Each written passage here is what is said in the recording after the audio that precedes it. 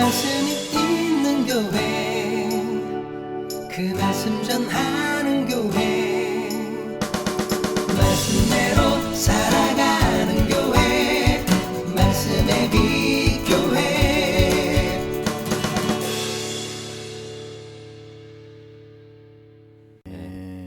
아멘. 감사합니다. 오늘은 가장 낮은 곳에서 발견한 구원이라는 제목으로 함께 말씀을 나누고자 합니다. 가장 낮은 곳에서 발견한 구원. 예루살렘이래. 여호수아 10장은 긴박한 전투 장면으로 시작이 됩니다.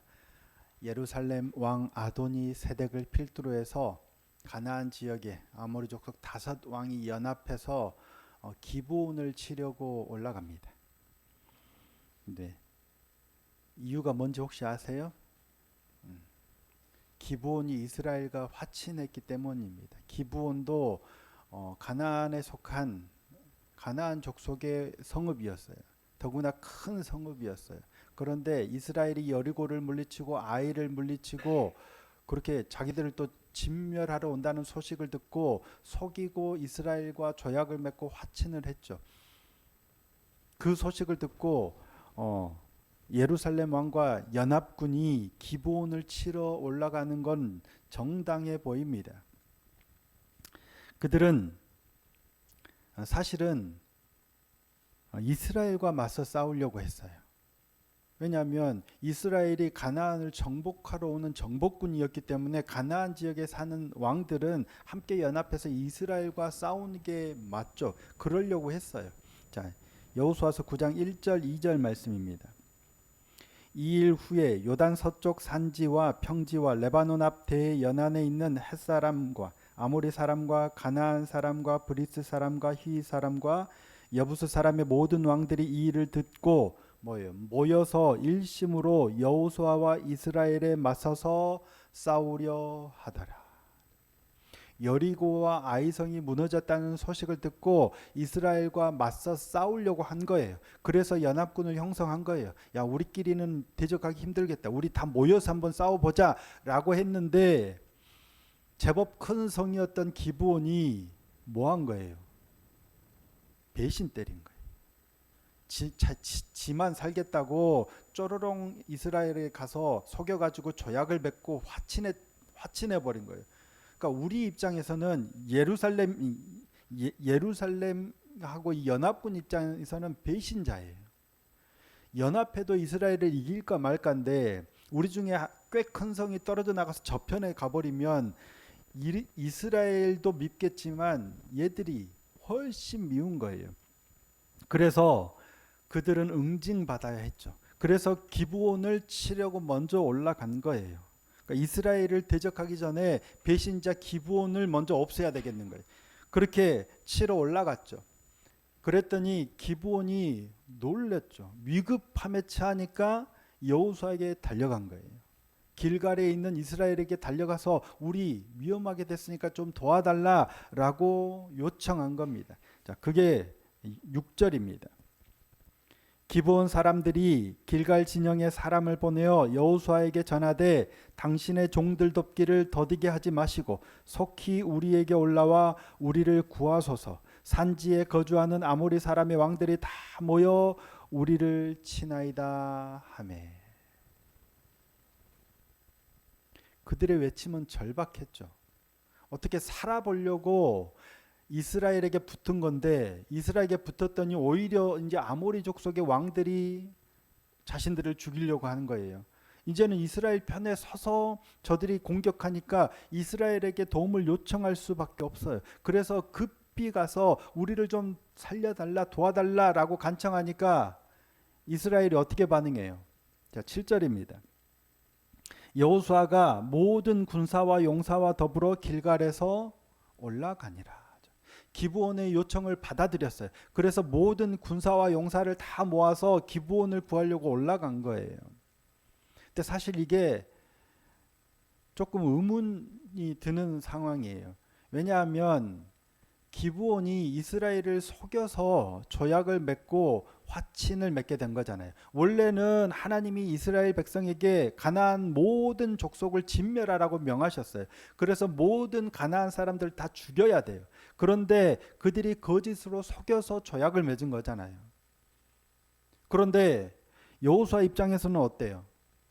우리는 하나님의 이름으로 맹세해서 그들을 칠 수는 없지만 가나안 사람들이 자기들이 알아서 기브온 족속을 치면 소기의 목적을 달성하게 되는 거잖아요.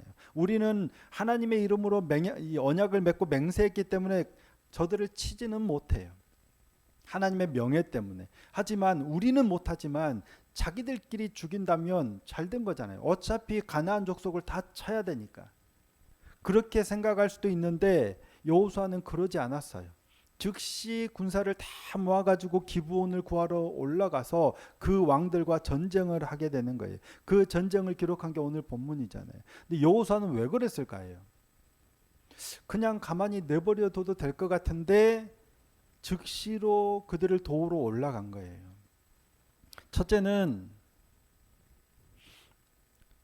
표면적으로 보면 기브온이 이렇게 위험에 처한 데는 이스라엘의 지분이 좀 있죠. 만약에 기브온이 우리와 화친하지 않았다면 아모리 왕들의 위협을 받을 일이 애초에 없을 거예요. 우리 편이 됐기 때문에 저들의 위협을 받는 거예요. 그러니까 우리 편이 됐기 때문에 위협을 받으니까 도와줘야 할 필요가 있어 보여요. 하지만 이건 표면적인 이유예요. 좀 더 근본적인 이유는 뭘까요? 기브온은 우리의 동맹국이 됐어요. 더구나 단순한 동맹국이 아니라 기브온은 어떤 사람들이 됐냐면 여호와의 전에서 여호와의 제단을 위해서 봉사하는 자들이 된 거예요. 그들은 원래는 이방인이었어요.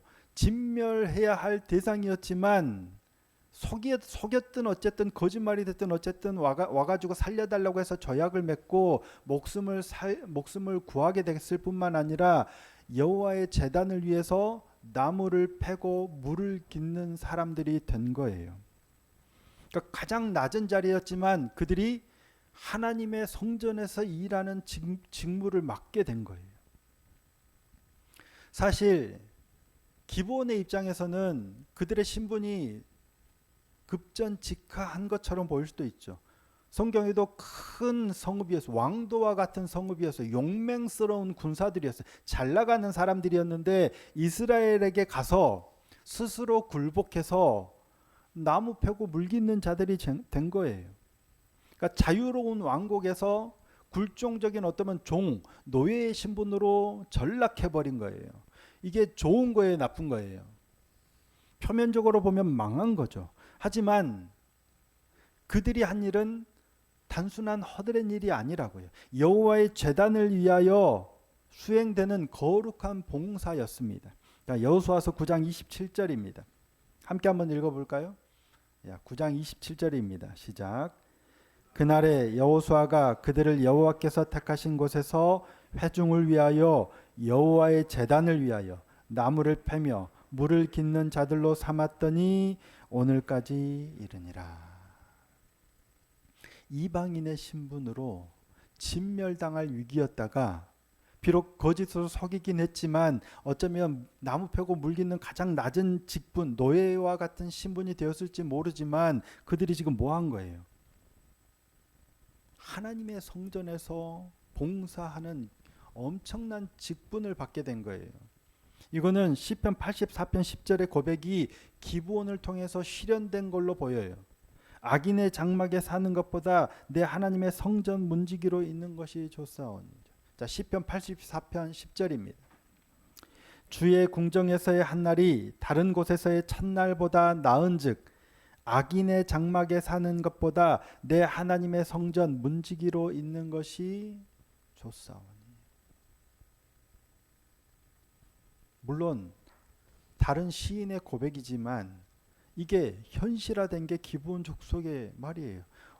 세상에서 큰 왕성의 용사들로 살아가는 것보다 악인의 장막에 사는 것보다 하나님의 성전 문지기로 사는 게 훨씬 값진 일이라는 거예요. 이게 현실화된 게 기브온 족속이란 얘기예요. 자유로운 왕국의 시민으로 멸망하는 것과 낮은 종으로 하나님 곁에 머무는 것 중 어느 것이 더 좋을까요? 여러분은 뭘 택하시겠어요? 우리 어렸을 때 이런 질문하면 망하더라도 좀 잘 좀 살아보고 싶다, 부자로 살고 싶다라고 하지만 얼마나 어리석은 생각인지 몰라요. 기브온은 결국 후자를 택했고 이것은 역사가 그들이 옳았음을 증명합니다. 잘 먹고 잘 사는 악인의 장막에 사는 게 아니라 낮은 자리지만 하나님의 성전의 일꾼으로 사는 게 얼마나 복된지를 역사가 증명해요. 에스라서 2장에 보면 느디님 사람들이 나와요. 혹시 들어보셨어요? 느디님 사람들. 바벨론 포로에서 돌아온 사람들의 명단이 기록되어 있는데요. 자, 에스라서 2장 43절입니다. 느디님 사람들은 시하 자손과 하수바 자손과 답바오 자손과 그러면서 그 자손들 이름을 쭉 열거하고 55절부터는 솔로몬의 신하의 자손들의 이름을 또 기록해요. 그러니까 느디님 자손의 이름하고 솔로몬의 신하의 자손의 이름이 좀 다른 거예요. 이 포로에서 돌아온 사람들의 리더가 누구예요? 스룹발벨이나 예수아라든지 느헤미야라든지 우리가 성경을 통해서 읽잖아요. 이 사람들이 포로에서 이스라엘 백성들을 이끌고 예루살렘으로 돌아온 사람들이에요. 그들은 이스라엘 족속이에요. 그런데 그들의 명단과 구분돼서 느디님 사람들이 존재하고 솔로몬의 신하의 자손들이 존재해요. 근데 솔로몬의 신하의 자손들은 뭐 정확하지는 않지만 대부분의 학자들이 솔로몬 당시에 포로가 된 자들의 자손일 거다. 그러니까 전쟁에서 져서 솔로몬 때 신하가 된 노예가 된 사람들의 자손일 거다라고 보기도 하고요. 이스라엘이 이 가나안 땅을 정복할 때 다 정복하지 못했죠. 살아남은 사람들이 있어요.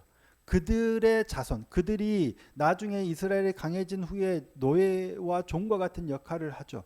그들의 자손일 거다라고 보는 견해들이 있어요. 그러니까 그렇게 그 사람들하고 구분되는 이름이 뭐냐면 느디님 사람들이에요. 이 느디님 사람들이 누굴까요? 바로 이 기브온 족속의 후예들이 아닐까라고 봅니다. 가나안을 정복하다가 하지 못하고 남은 자들의 자손은 솔로몬의 신하의 자손들로 아마 보여지고 기브온이 이스라엘과 조약을 맺어서 성막에서 일하게 된 기브온 자손들은 느디님 족속이 된 거예요. 물론 정확하지는 않습니다. 하지만 대부분의 학자들이 그렇게 많이 봅니다. 그러니까 멸망당할 운명의 가나안 족속이었지만 뭐예요? 이스라엘에서 하나님의 성전에서 그런 놀라운 일들을 하다가 포로로 사로잡혀 갔는데 그곳에서도 돌아올 때도 그들이 여전히 여호와의 성전에서 그 일을 감당하고 있는 사람들인 거예요. 성전에서 종사하는 봉사하는 사람들이에요. 그 결과 이스라엘의 역사의 끝까지 성전 곁에 머무는 은혜를 입은 사람들이란 얘기예요. 기브온 족속이 비록 거짓말도 했고 속였잖아요. 우리 멀리서 온 사람들이니까 우리와 조약을 속였지만 살려고 진멸당하지 않으려고 거짓말을 했지만 그렇게 하나님의 편에 섰고 하나님의 성전에서 비록 아주 낮은 자리에 있었지만 그들은 구원을 받은 거예요. 그리고 놀라운 직무를 맡게 된 거예요. 하나님이 기생 라합의 믿음을 받으셨듯이 기브온의 처절한 생존의 몸부림도 멸시하지 않으셨다는 걸 보여주는 거예요. 비록 물론 방법도 정당하다면 좋겠지만 어쩔 수 없이 방법이 옳지 못했다 할지라도 하나님 편에 서고자 하는 그 마음이 있다면 하나님은 그 마음을 멸시하지 않으신다고요.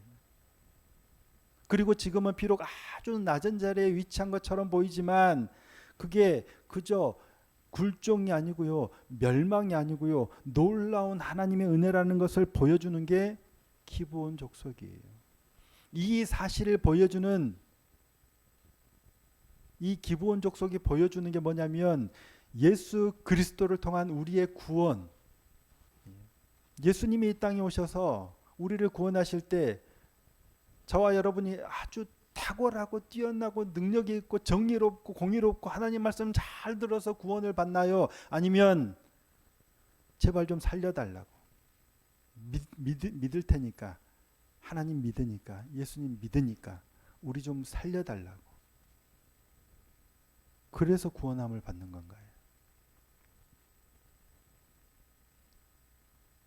단순한 과거의 이야기가 아닙니다. 이방인이 구원함을 받고 성전에서 봉사하게 된 이야기가 아니라 오늘 사실은 우리가 예수 그리스도를 통해서 구원함을 얻게 되는 그 스토리와 동일한 것 같아요. 돌이켜보면 이 구원의 스토리에, 이 은혜의 가장 큰 수혜자는 바로 우리예요. 저예요.